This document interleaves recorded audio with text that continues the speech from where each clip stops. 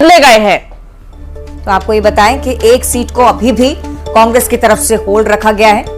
निशा बांगरे का इस्तीफा नहीं होने से सीट होल्ड रखी जा रही है। आमला सीट पर उम्मीदवार की घोषणा अभी भी बाकी है। लिस्ट के दौरान 88 नाम शामिल, आमला सीट अभी भी होल्ड। निशा बांगरे का जो मुद्दा मध्य प्रदेश में आपने देखा, अब लगातार बढ़ता हुआ, इस्तीफा स्वीकार नहीं हुआ, प्रदर्शन उनकी तरफ से किया गया। अभी भी कांग्रेस को आस है कि अगर निशा बांगरे का इस्तीफा स्वीकार हो जाता है तो हो सकता है कि आमला की तरफ से वही नाम हो।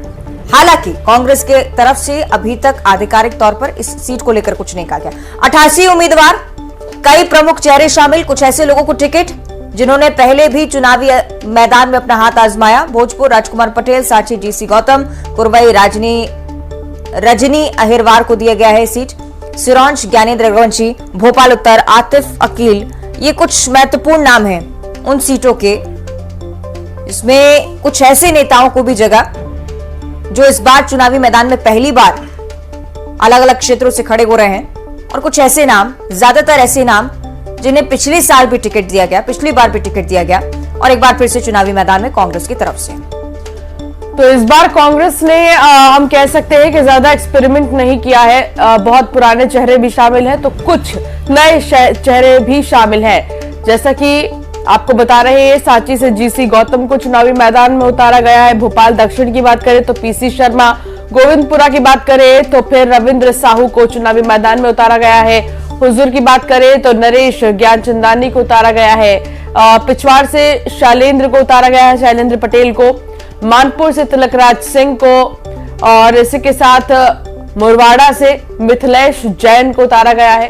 बहुरीबंद से सौरभ सिंह को उतारा गया है। ये कुछ हॉट सीट और इनके नाम आपको बता रहे हैं। गदरवाड़ा से सुनीता पटेल को उतारा गया है, और चुरई से सुजीत मेर सिंह को चुनावी मैदान में उतारा गया है। सौसर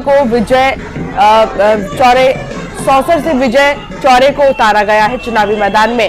हालांकि देखिए आप किस तरीके से 88 उम्मीदवारों के नामों की घोषणा के बाद एक तरफ जश्न का माहौल कांग्रेस पार्टी में नजर आया, तो दूसरी तरफ कई दावेदार ऐसे भी हैं जिनके नाम नहीं थे लिस्ट में, तो मायूसी उनके वहां भी देखने को मिली।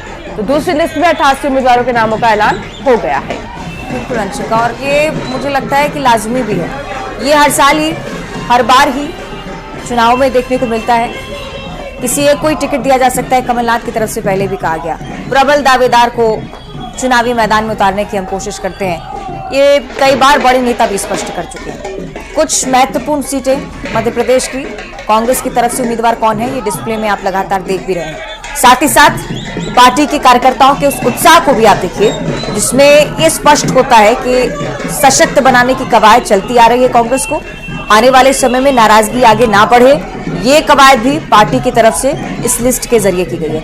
12.6% महिलाओं को इस बार टिकट अभी तक के ऐलान सीटों में। निशा बांगरे अगर होती है, हो सकता है थोड़ा बहुत ही परसेंटेज बढ़े भी। हालांकि आमला सीट अभी भी होल्ड है। निशा बांगरे का मुद्दा मध्य प्रदेश में कांग्रेस की तरफ से शायद बढ़ाने की कोशिश भी इसे आप कह सकते हैं, क्योंकि 88 उम्मीदवारों का ऐलान करना और बस महज एक सीट छोड़ देना चाहिए। बिल्कुल, और अभी इंतजार है एक और सीट को लेकर भी कि कब उस पर निर्णय लिया जाएगा। कांग्रेस वॉर रूम में बैठकों का दौर हमने देखा। इसके अलावा कांग्रेस की तरफ से कई बार मीटिंग बुलाई गई, और अब 88 नामों के ऐलान कर दिए गए हैं। 88 उम्मीदवारों के नामों का ऐलान फाइनली हो गया है। अब ये देखना होगा कि आखिर चुनावी मैदान में ये दावेदार जो हैं वो किस तरीके से अपना दम दिखाएंगे, ये उम्मीदवार किस तरीके से अपना दम दिखाएंगे, क्योंकि बहुत भरोसा पार्टी ने इन पर किया है। तो जश्न का माहौल, पटाखे जलाए गए, और कार्यकर्ताओं में भी काफी ज्यादा उत्साह। जितने भी नामों का ऐलान किया गया, उनके समर्थकों में खुशी है। तो कुछ को उम्मीद थी कि उन्हें मौका मिलेगा, और जब उनके नाम लिस्ट में आए सामने तो उनकी खुशी का ठिकाना नहीं रहा।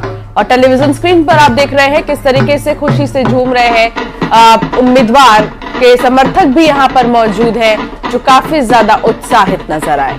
एक और महत्वपूर्ण बात अंशिका, एनपी प्रजापति बीजेपी में शामिल होने की अटकलें बढ़ रही थी, बीते दिनों इस तरह की खबरें थी, और उसके बाद कांग्रेस पार्टी की तरफ से 88 प्रत्याशियों में एनपी प्रजापति का नाम सामने आना बहुत महत्वपूर्ण। ये चीज आप रणनीति भी इसे कह सकते हैं कांग्रेस की। हो सकता है जिस तरह से बताया जाता है कि मीडिया पर नजर रखी जाती है, अटकलों को जितनी भी हवा दी गई हो सकता है कांग्रेस के कान में भी बात पड़ी हो एनपी प्रजापति को टिकट मिलना, निराशा इसी बात को लेकर थी कि कांग्रेस में टिकट पक्का नहीं मिल रहा था। डैमेज कंट्रोल की कोशिश भी, 3 प्रत्याशी बदले हैं पहली लिस्ट के। दतिया से अवधेश नायक की जगह राजेंद्र भारती को टिकट है। गोटेगांव से शेखर चौधरी की जगह एनपी प्रजापति को मौका मिला है, जिस बारे में चर्चा कर रही हूं। और अन्य सीटों को लेकर भी इसी तरह की जानकारी। खातेगांव दीपक जोशी के नाम ये सीट, इन्हें लेकर भी यही खबरें थी। बीजेपी में शामिल होने का मूड बना रहे थे, लेकिन कांग्रेस ने टिकट दिया। डैमेज कंट्रोल जिसे आप कहते हैं, क्योंकि बीते कुछ दिनों में हमने देखा है किस तरीके से कांग्रेस से नाराज हुए चेहरे भारतीय जनता पार्टी का दामन थामे थे। सिद्धार्थ तिवारी इसका बड़ा एग्जाम्पल है। जब उन्होंने बीजेपी ज्वाइन की थी और शिवराज सिंह चौहान और वीडी शर्मा वहां पर मौजूद थे।